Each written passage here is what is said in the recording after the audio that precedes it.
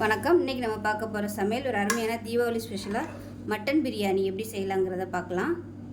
இப்போ பிரியாணி செய்கிறதுக்கு ஒரு பேன் வச்சுக்கலாம். நான் வந்து பிரியாணி பாத்திரம் தான் வச்சுருக்கேன். பாத்திரம் நல்லா சூடாயிருச்சு.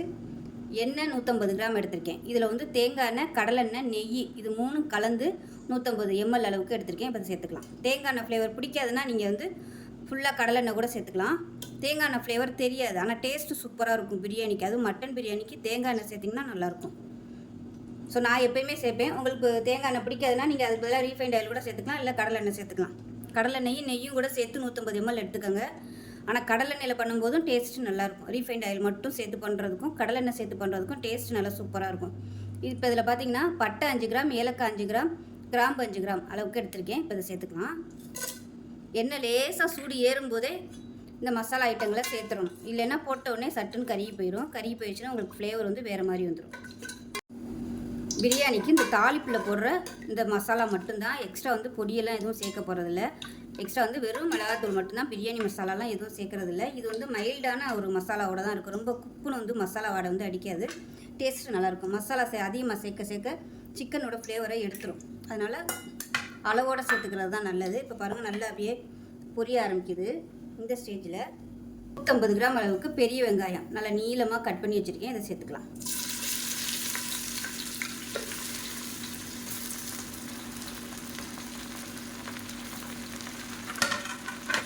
இதை நல்லா வதக்கி விட்டுக்கலாம். இப்போ இது கூடவே 1/2 கிலோவுக்கு ஒரு 4 பச்சை மிளகா சேர்த்துக்கலாம். இதோட சேர்த்து விட்ருங்க. இந்த வெங்காயம் வதக்குறதுல தான் இருக்குது. வெங்காயம் வதங்குறது தான் கொஞ்சம் டைம் ஆகும். மற்ற எல்லாமே சீக்கிரம் வதங்கிடும். அது நல்லா அப்படியே பொன்னிறமாக வரட்டும். இப்போ வெங்காயம் வதங்கிட்டு இருக்கையிலே ஒரு கைப்பிடி அளவுக்கு புதினா நல்லா பொடியாக கட் பண்ணிட்டு சேர்த்துக்கோங்க. அதே மாதிரி ஒரு கைப்பிடி அளவுக்கு கொத்தமல்லி. இந்த ஃப்ளேவர் எல்லாம் அந்த எண்ணெயிலே நல்லா இறங்கிடும். நம்ம சாதம் போடையில் இந்த ஃப்ளேவர் எல்லாமே இந்த சாதத்தில் நல்லாயிருக்கும். வெங்காயம் வதங்குறதுக்கு உப்பு சேர்த்துக்கலாம். வெங்காயம் ஒன்று சொன்னாப்பில் பொன்னிறமாக வதங்கணும். மீடியமான ஃப்ளேமில் வச்சு வதக்கி விட்டுக்கோங்க. இப்போ பாருங்கள், வெங்காயம் நல்லா அப்படியே சிவந்து வந்துருச்சு. வரும் இதுக்கு மேலே விட்டிங்கன்னா கறி போயிடும். அதனால் இந்த ஸ்டேஜ் வரைக்கும் நல்லா வதக்கி விட்டுக்கலாம். இப்போ அதில் பூண்டு வந்து சேர்த்துக்கலாம். நம்ம பூண்டு வந்து தனியாக அரைச்சி வச்சுருக்கிறேன். 75 கிராம் அளவுக்கு பூண்டு சேர்த்துக்கலாம். தனித்தனியாக சேர்க்கும்போது அதோட ஃப்ளேவர் வந்து எக்ஸலண்ட்டாக இருக்கும். நம்ம ஒன்றா சேர்த்து அரைச்சி போடுறத விட இந்த மாதிரி ட்ரை பண்ணி பாருங்கள். இப்போ அடுப்பு நல்லா மீடியத்தில் வச்சுட்டு பூண்டை நல்லா வதக்கி விட்டுக்கலாம். பூண்டு வந்து நல்லா அதை கொஞ்சம் தண்ணி ஊற்றி நல்லா ஃபைன் பேஸ்ட்டாக அரைச்சிடுங்க. ஃபைன் பேஸ்ட்டாக அரைச்சிங்கன்னா உங்களுக்கு சாதத்தோடு நல்லா அப்படியே அந்த ஃப்ளேவர் எல்லாமே மிக்சிங் ஆகிடும். பூண்டோட ஃப்ளேவர் பூண்டு சேர்த்துட்டு இந்த மாதிரி அடிப்பிடிக்கும். அடி பிடிச்சிச்சுன்னா உங்களுக்கு எண்ணெய் பத்தலைன்னு அர்த்தம். எண்ணெய் கம்மியாக ஊற்றிருக்கோன்னு அர்த்தம். இப்போ அடிப்பிடிக்காமல் இருந்துச்சுன்னா எண்ணெயோட அளவு கரெக்டாக இருக்குன்னு அர்த்தம். அப்படி அடிப்பிடிக்கிற மாதிரி இருந்துச்சுன்னா கொஞ்சமாக நீங்கள் எண்ணெய் சேர்த்துக்கலாம். இந்த பூண்டோட பச்சை வாசனை போகிற அளவுக்கு நல்லா வதக்கிக்கலாம். இப்போ பூண்டு நல்லா வதங்கிருச்சு. அதோட ஃப்ளேவர் நல்லா வருது. இப்போ இந்த சமயத்தில் 50 கிராம் அளவுக்கு இஞ்சி பேஸ்ட் வந்து சேர்த்துக்கலாம். இதுவும் நல்லா நைஸாக அரைச்சி வச்சுக்கோங்க. இஞ்சி வந்து சீக்கிரமாகவே வதங்கிடும். பூண்டு வதங்குறதுக்கு லேட் ஆகும். அதனால தான் பூண்டு வந்து தனியாக போட்டுட்டு இதையும் பச்சை வாசனை போக வதக்கி விட்டுக்கலாம். இப்போ இஞ்சி பூண்டு நல்லா வதங்கிருச்சு. இப்போ இதில் 4 முந்திரி பருப்பு, 4 பாதாம், 5 சின்ன வெங்காயம் போட்டு நல்லா நைஸாக அரைச்சி வச்சுருக்கேன். இதையும் சேர்த்துக்கலாம்.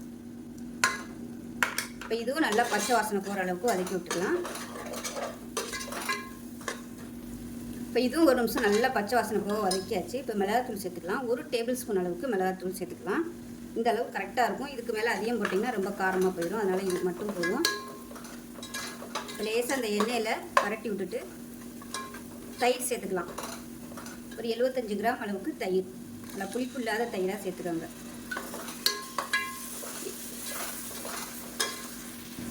இப்போ பாருங்கள், தொக்கு மாதிரி வந்துடுச்சா, எண்ணெயெல்லாம் பிரிஞ்சு. இந்த ஸ்டேஜில் 150 கிராம் அளவுக்கு தக்காளி கட் பண்ணதை சேர்த்துக்கலாம்.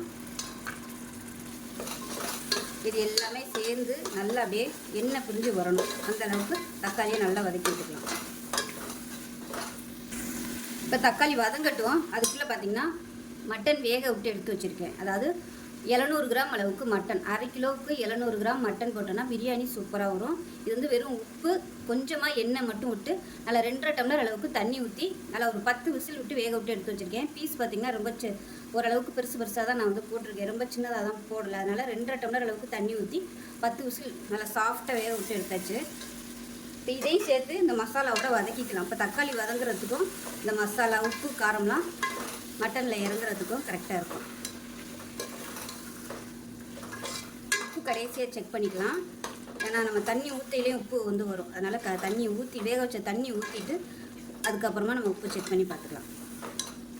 நல்லா வதங்கட்டும். நான் இன்றைக்கி ஜீரக சம்பா அரிசி தான் எடுத்திருக்கேன். இந்த டம்ளரில் 2 டம்ளர் வந்துச்சு, அரை கிலோ அரிசி. ஸோ அதனால் இந்த டம்ளரில் 3 டம்ளர் தண்ணி வைக்கணும். 1 டம்ளருக்கு 1.5 பங்கு தண்ணி, 2 டம்ளருக்கு 3 பங்கு தண்ணி வந்து வைக்கணும். நான் முன்னாடியே 3 பங்கு தண்ணி மட்டன் வேக வைக்கலே ஊற்றிட்டேன், கரெக்டாக அளந்து எடுத்து வச்சுருக்கேன். மட்டன் நல்லா வதக்கியாச்சு. இப்போ வந்து மட்டன் வேக வச்ச தண்ணி இருக்குது, இந்த தண்ணியை சேர்த்துக்கலாம். இந்த டம்ளரில் 3 டம்ளர் அளவுக்கு தண்ணி சேர்த்துக்கலாம்.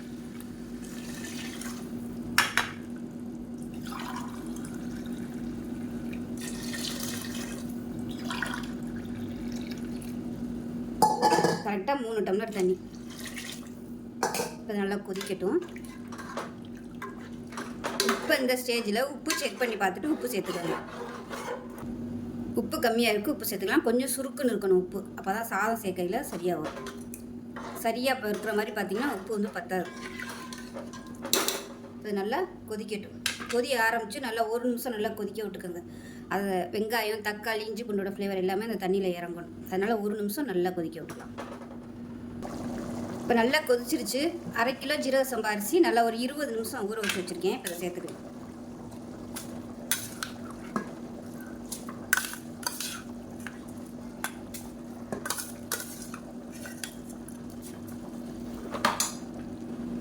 இப்போ அரிசி போட்டு கலந்தாச்சு. இந்த ஸ்டேஜில் எந்த டம்ளரில் எடுத்தோமோ அதே டம்ளரில் ஒரு 1/4 டம்ளர் அளவுக்கு பால், காய்ச்சாத பால் தான் சேர்த்துருக்கேன். இது வந்து உங்களுக்கு நல்ல ஒரு ஃப்ளேவர் கொடுக்கும் பிரியாணிக்கு.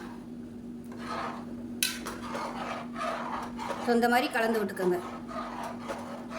பக்கத்துலேருந்து தோசைக்கெல்லாம் சூடு பண்ணி வச்சுக்கோங்க. இப்போ இந்த ஸ்டேஜில் ஒரு முக்கியமான பொருள் வந்து சேர்க்க போகிறோம். 1 டேபிள் ஸ்பூன் அளவுக்கு பிரியாணி எசன்ஸ் வந்து சேர்த்துக்கலாம். இது சேர்த்திங்கன்னா சும்மா 10 வீட்டுக்கு மணக்கும் அந்த பிரியாணி. இது வந்து கடைகளிலே கிடைக்கும். பிரியாணி எசன்ஸ்ன்னு கேட்டிங்கனாலே கிடைக்கும், டிபார்ட்மெண்ட் ஸ்டோர்லாம் வச்சுருப்பாங்க. ஸோ அது வந்து வாங்கி வச்சுட்டு சேர்த்துக்கோங்க. நல்லா கலந்து விட்டுடலாம். 1 சொன்னாப்பில் வரணும் அரிசியும் தண்ணி, அந்தளவுக்கு கொதிக்க விட்டுக்கலாம். இது வந்து ரொம்பவும் சேர்க்கக்கூடாது, கரெக்டாக அரை கிலோவுக்கு இந்த அளவு சேர்த்திங்கனாலே போதும். இப்போ பாருங்கள் தண்ணி வந்து லேசாக மேலாப்பில் தெரியுது பாருங்கள். இந்த ஸ்டேஜில் வந்து நம்ம தம் போடலாம். அடியில் வந்து நல்லா ஒரு தடவை கிளறி விட்டுட்டு தம் போடலாம். இப்போ தோசைக்கல் எடுத்து தம் போட்டுட்டு பார்க்கலாம். இப்போ பாருங்கள் தோசைக்கல் அடியில் வச்சு பிரியாணி பாத்திரத்தை மேலே வச்சு நல்லா மூடிட்டேன். அதுக்கு மேலே சுடுதண்ணி வச்சுருக்கிறேன். இந்த சுடுதண்ணிக்கு பதிலாக உங்களுக்கு கொட்டாங்குச்சியில் வந்து தீ எரிச்சு கங்கு போடுற பழக்கம் இருந்துச்சுன்னா நீங்கள் அது மாதிரி கூட பண்ணிக்கலாம். நான் வந்து சுடுதண்ணி மேலாப்பில் வச்சுருக்கேன். இப்போ வந்து அடுப்பு நல்லா குறைச்சி வச்சுருங்க. குறைச்சி வச்சுட்டு நல்லா ஒரு 20 நிமிஷம் கழிச்சிட்டு பார்க்கலாம். நல்லா 20 நிமிஷம் கழித்து விட்டுட்டேன். இப்போ 20 நிமிஷம் ஆஃப் பண்ணிவிட்டு 20 நிமிஷம் கழித்து ஓப்பன் பண்ணலாம். கேஸ் அமர்த்திட்டு உடனே ஓப்பன் பண்ணுவேன்னா கொஞ்சம் நேரம் அப்படியே ரெஸ்ட்டில் விட்டுருங்க. இப்போ அப்படி செம்ம பிரிச்சிடலாம். செம்ம வாடையாக இருக்குன்னு ஓப்பன் பண்ணவே இல்லை, ஆனால் வீடு முழுக்க நல்ல வாசனையாக இருக்குது. சூப்பராக இருக்குது கமகமன்னு. இப்போ கீழேருந்து மேலாப்பில் அப்படியே எடுத்து விடலாம்.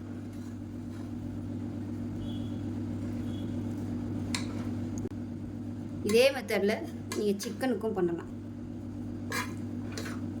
ஸோ அவ்வளோதான், அருமையான ஜீரக சம்பா பிரியாணி ரெடி ஆயிடுச்சு. பாருங்கள் நல்ல உதிரி உதிரியாக இருக்குது. ஆறுச்சுன்னா நைட்டு சாப்பிடையில இன்னுமே நல்ல உதிரி உதிரியாக சூப்பராக வரும்.